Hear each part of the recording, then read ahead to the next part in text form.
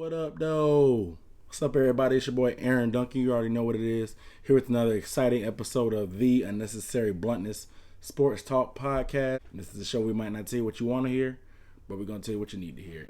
I am your host, giving you the best coverage of the best division in the NFL, the NFC South.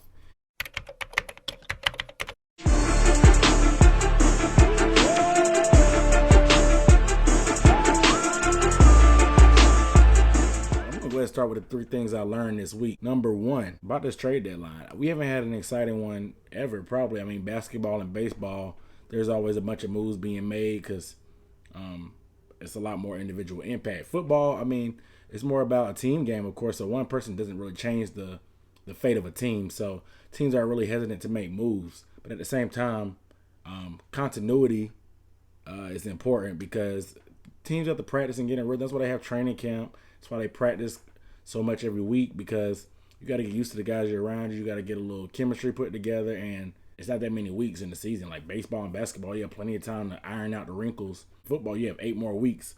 So a lot of teams don't like making trades, but there was a lot of action. I'm going to start with the trade that came in Monday night that stole the show, that Monday night game. The Patriots traded Jimmy Garoppolo, backup quarterback, to the San Francisco 49ers for a second-round pick. 49ers were looking for a quarterback. They benched Brian Hoyer a while ago. I think Shanahan was just fed up with him. He had him back in Cleveland, but he wasn't getting the job done. I think, what was their rookie quarterback name? CJ Beathead or Beat Red? I don't know what his name was. He wasn't going to cut it. And it looks like Shanahan finally got his man to have a running back. They got Pierre Garçon. They're a young team, and John Lynch he's shown he's already not afraid to make moves. And, he traded in the draft to get more picks from the Bears. When the Bears reached up and got Mitch Trubisky, the Patriots, once again, they just shown that they know exactly when to get rid of a guy. They've had him for a while. They threw out that ridiculous claim that they were looking for multiple first-round picks. But we knew that wasn't going to happen. They were waiting on the right sucker to give them what they wanted. The 49ers are 0-8, so most likely they're going to have a top 5 pick before the year is over. So they can turn that. They can either flip that. They may even flip that into another pick, or they may draft a quarterback to sit under Tom Brady, because Tom Brady might play till he's 45. He's the only quarterback on the roster right now, even though they're supposed to sign Brian Hoyer that got cut by the 49ers. But they may wait and get a quarterback, make him a protege of Brady, let him sit 3 or 4 years till Brady's ready to go, and then let him step into that machine and keep it going. Belichick may be done when Tom Brady leaves, man. I don't know. We'll see what happens, but I think that the Patriots get the better end of the deal, because Jimmy Garoppolo's only thrown 94 passes, and we don't know what he's going to get from him. Granted, Shanahan's supposed to be the quarterback guru, because we saw what he did with Johnny Manziel and RG3 and Matt Ryan last year. But I don't know what's going to happen with those guys. They need some more weapons, definitely, but I know Pierre Garçon is definitely happy. I'm not sold on Garoppolo yet, so I got to see more. He had a little decent outing when he first got a chance to start, but he only played a few games in Tom Brady's absence. So I got to see more. I'm from the show me state. Not really, but you got to show me more. Another trade that happened was a big Jay Ajayi trade from the Dolphins to the Philadelphia Eagles. The Dolphins already had the worst offense in the league. Adam Gase is supposed to be some offensive guru, but he had the worst offense in the league this year so far. They've been shut out twice and embarrassed. They asked him about the offensive line, and he didn't blame them. He blamed it on Jay Ajayi all the way, and he just pretty much threw him under the bus. So you kind of saw it was coming. He's been on the trading block for a few weeks now. Adam Gase has kind of just been fed up. For them to only get a 4th-round pick for a Pro Bowl running back that's under 30, it just seems desperate to me. A lot of these teams just seem desperate to make moves on some of these players, and I really didn't like it. Like, you could have got way more.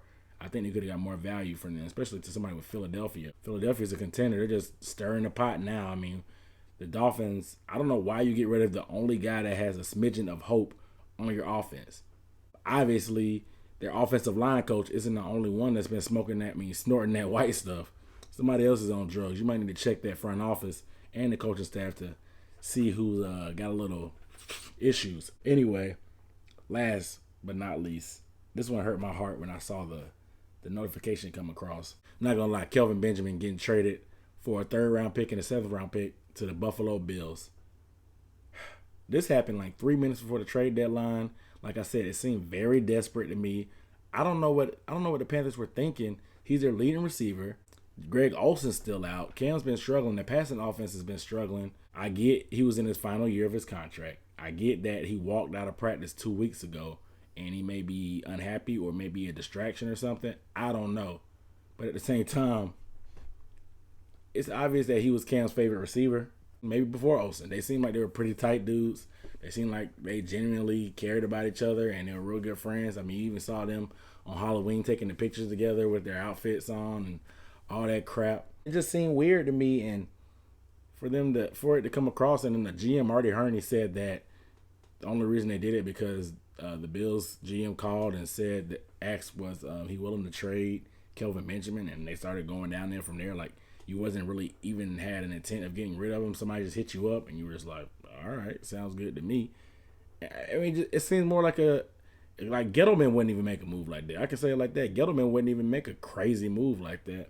So it just seems weird to me that we made this move like that, because the Panthers are usually pretty quiet about making trades like this around the deadline. I mean, they make a few trades every now and then, but you're 5-3. You didn't really get any better from this trade. I know it's going to give a chance for some of the younger guys and the speed to get more speed on the field. I think is what I wanted to say, but you need somebody you can depend on as a veteran. We have a lot of young guys that I'm not sure are ready. I don't know. We'll see what happens going forward.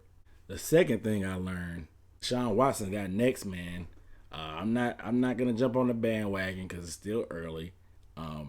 Let's pump the brakes. Everybody's trying to crown this guy as the savior for the NFL. Like, I don't know. Everybody thinks he's the best thing since sliced bread. I get it. He's smooth. He's flashy. He's got swag. This is the same guy we saw in college. I mean, he's a gunslinger. He's going to throw some touchdowns and make plays. Definitely. He's going to play big in big-time games. He's also going to throw some interceptions. We saw him throw some picks. You got to give him credit for going to Seattle and taking on the Legion of Boom and putting up 38. But I'm not going to crown him, man. It's early. Like, this guy's still a rookie. We've seen plenty of guys come out their rookie year and take the lead by storm. We saw RG3 do it, and he fell off. We saw Cam do it. He's kind of leveled out, but he's actually maintained his career pretty decent. So I'm not going to jump on the bandwagon too early. Y'all can fall in love early. I'm not. Like I said, I'm going to show me guy. I'm going to need to see more body of work. Granted, I know you guys that play fantasy, including me, are falling in love with him. He's not on my team. But it's like a Brett Favre and a Cam Newton at the same time. Like, everybody believes in him and it feels good. You know you're going to have a chance to win. He's going to step up and play big. He's got a lot of guts. And the improvisation makes him real fun to watch and fun to play with. So people are enamored with the new shiny toy. I want to wait and see what happens before I go ahead and crown this man like everybody else is. Number 3, these Bob McNair comments from the Houston Texans. It's real funny that people got mad when this came out. I mean, yeah, you want to get mad, and it's good to know how he really felt, but Deandre Hopkins went off. Like, I don't know what happened. I don't know if he was just playing motivated or mad when he left practice or whatever. If this is what it takes for you to drop 224 yards and a touchdown, maybe the owner should come out and say some more offensive things to you to go ahead and ruffle them feathers and get you playing mad at him.